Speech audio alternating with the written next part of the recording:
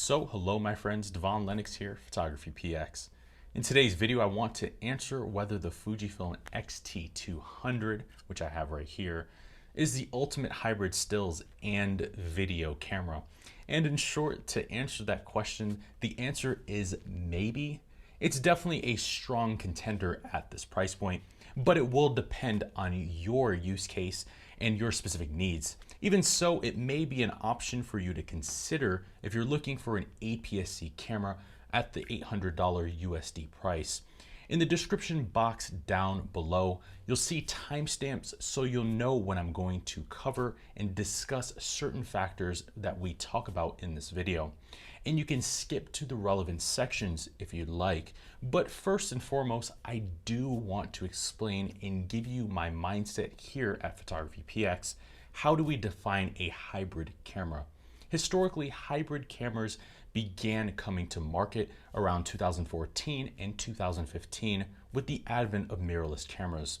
During this time, camera manufacturers began shifting and adding more video-centric features into their releases. Before that point, there were, quote, hybrid cameras, but even so, there was a noticeable divide between still and video-centric cameras. Since 2015, however, manufacturers have continued to put more video features into each of their releases, and they've done so with the hopes of pleasing both photographers and videographers alike. So much so that today there are plenty of options on the market that simultaneously fit both roles. But with that brief history out of the way, our mindset on hybrid cameras is exactly that, a camera that suits both stills and video simultaneously. But when it comes to the most important factors for photography and videography, the factors do actually differ. I will cover a generic list right now and break each factor into photography and videography separately. On the photography front, ideally you want an electronic viewfinder with high resolution, somewhere around 2 to 3 million dots with great magnification and a 60 Hz refresh rate. Outside of that, fast continuous shooting speeds, somewhere in the ballpark of 6 to 8 frames per second so that you can capture moderate sports and action if needed. Additionally, on this front, you also want a camera that has a reasonably deep buffer and a buffer that can hold a minimum of 20 images before slowing. Another ideal is a camera with dual card slots, giving you redundancy while shooting and peace of mind. The next factor will be excellent autofocusing capabilities, including ample selectable autofocusing points and subject tracking. Another factor that does help in the overall shooting experience is an AF joystick for quick autofocus point selection. And the last thing is you want a camera with at least 24 megapixels, as this amount of resolution provides excellent detail for medium and large format printing. The camera's actual sensor size will depend on what you're shooting and if you need the extra depth of field that a larger sensor provides. Also, if you're shooting in low light, then a larger sensor would be best. In that case, APS-C or full frame should be the cameras you should consider. But if you're not shooting in low light, a 1-inch sensored or higher camera is totally fine. But those are the main factors that come to mind from a photography standpoint. Now on the video front, the main factors to consider now in 2021 is 4K video, be it 24 or 30 frames per second. On this front as well, you want a camera that records 4K video at least 100 megabits per second, which gives you ample room for post-processing without foolishly large file sizes. Another ideal would be zebras, a highlight clipping indication that ensures that your recordings aren't overexposed. Granted, not all entry-level cameras offer this particular feature, but it's quite a helpful option when recording videos nonetheless. Another consideration is the camera's continuous autofocusing and how smoothly it transitions as the subject moves within the frame. On this front as well, face and eye detection to help ensure that the face and eyes are critically in focus. Outside of that, you may also want a side hinge fully articulating screen, as this particular design offers more flexibility for both stills and video. The last areas of considerations are outputs, in this case a microphone input and a headphone output. Most camera manufacturers offer microphone inputs on their entry-level devices. However, not all cameras offer a headphone output. It's usually a rare option, but a possibility in some of the cameras at this particular price point. Even so, the microphone input is essential to record higher quality audio for your videos. The only way to do so otherwise is using double system sound and recording externally, but we don't recommend doing that for beginners because it's just too much of a hassle and it's too complicated. But those are ultimately the factors that we believe are important when it comes to a hybrid still and video camera. Granted, some of these factors will be more important to your work than others, so look out for the factors that you think are the most important to how you shoot. But with that out of the way, let's discuss how the Fujifilm X-T200 performs on those measures and those standards. On the photography front, the X-T200 is incredibly capable. On screen right now, I will show you a small selection and collection of images that I've taken with this camera.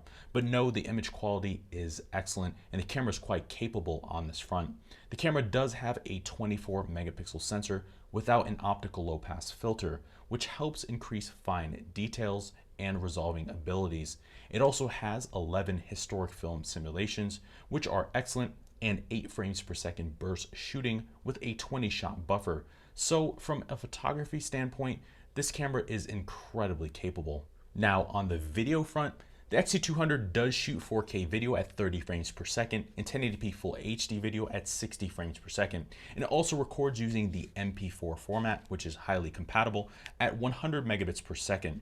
It even has a couple of bonuses such as HDR video, a digital gimbal mode, and full HD high-speed recording that shoots 1080p 120 frames per second videos.